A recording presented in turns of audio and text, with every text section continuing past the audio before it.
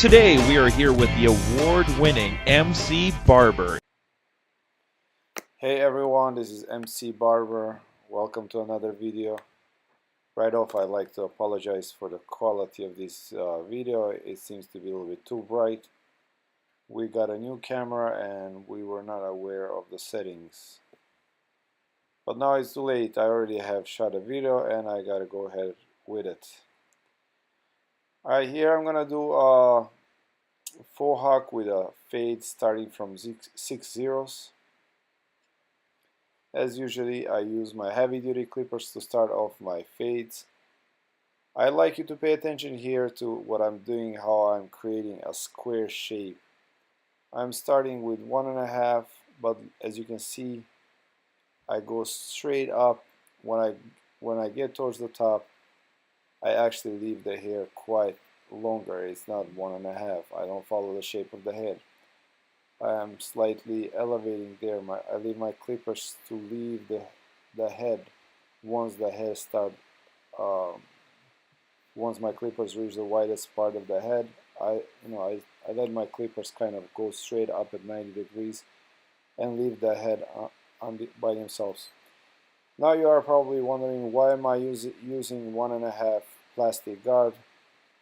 The thing with a metal guard, sometimes you skip some hairs, and it's kind of to go back now and catch them with that guard. It's kind of difficult, so I use plastic guards. It seems that they do a better job. Now I'm starting my fade here with the outliner, which is like 1 millimeter. I believe Andy's makes this particular guard. It gets pretty close. So here I'm starting my fade.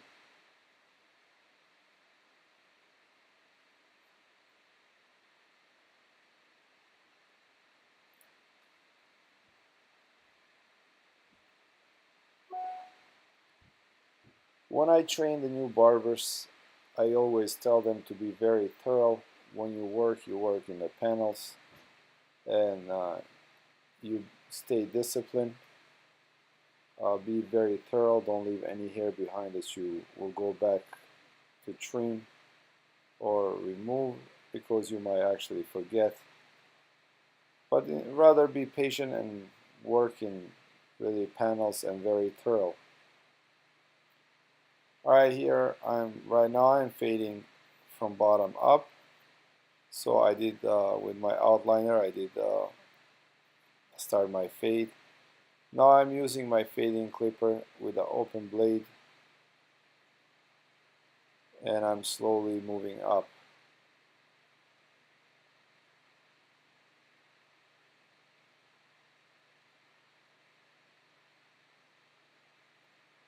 This is one way to do fades. This is not the only way. There is many other ways to fade, but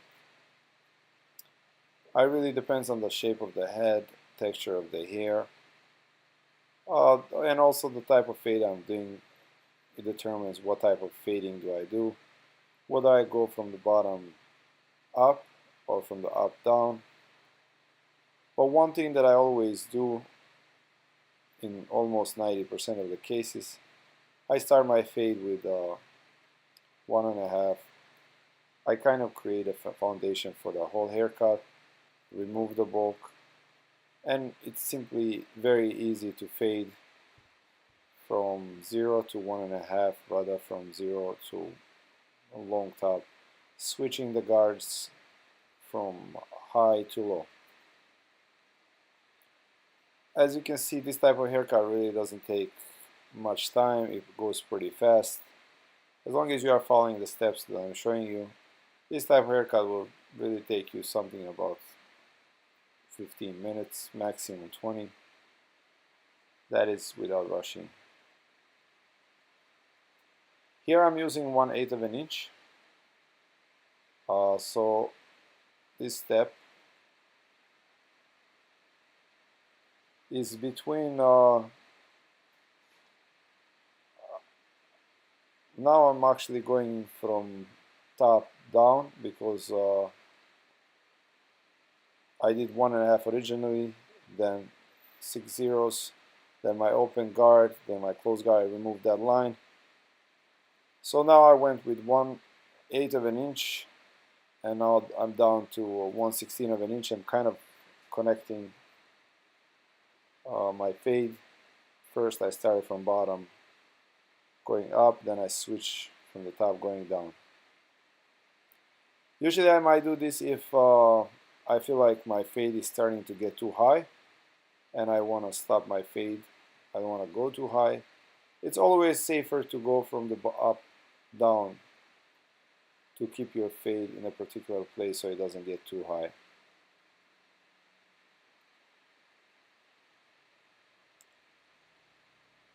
Here I usually do these haircuts for you during my working hours. Usually these haircuts take about 15 to 20 minutes in between each client I have. I mean, for each client I have 20 minutes maximum, and I have to be done with that time, and that frame time.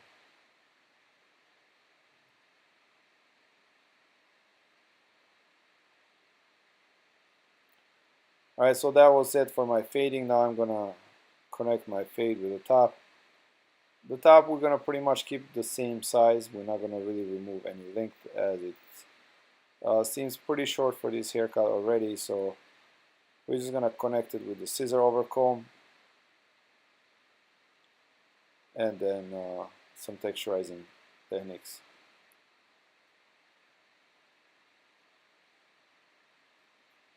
It is very important to do your scissor over comb technique.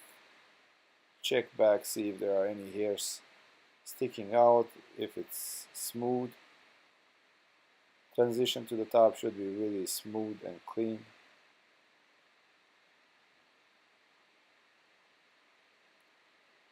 And our time control technique, sometimes you'll have some hairs left behind. If you look from profile, you'll see them. This is one way to remove them. There are other ways, but this is how I do it. Over the years, I developed a system that I called MC Barber system. I'm very excited. I'm working very hard to kind of put this system on the videos. There will be 4 different categories: a scissor category, clipper category, razor category, and blow drying and styling category. I'm starting the production of scissor category this month, and my first class will be on how to choose your scissors, different type of scissor blades, such as convex, bevel, semi-convex edge. We have those 3 type of edges. Different type of handles. We have opposing grip, we have swivel, and we have offset. And different type of sizes. What is the right size of scissor for you? And also the different type of materials the scissors are made from. So that will be my opening chapter to the scissors, and after that I will have about 10 different techniques with scissors. Alright, so after I did my texturizing techniques there, as you saw, what I did, created some texture, some holes throughout the hair, so when he styles it, he gets a nice messy or spiky look. For any haircut, to make a haircut really, to make a good haircut, great haircut, honestly you have to blow dry it. This is something that will really make the haircut look its best, and client will actually never see his hair like that again, because he will never be able to do it the way you do it. However, the benefit of that is that when he leaves your shop, he'll definitely get compliments, and the clients will ask him, people will ask him where he got his haircut, and that's how you build your clientele. And that is it, my friends. Thank you for watching my video. mcbarber.com is my website. Please don't forget to subscribe.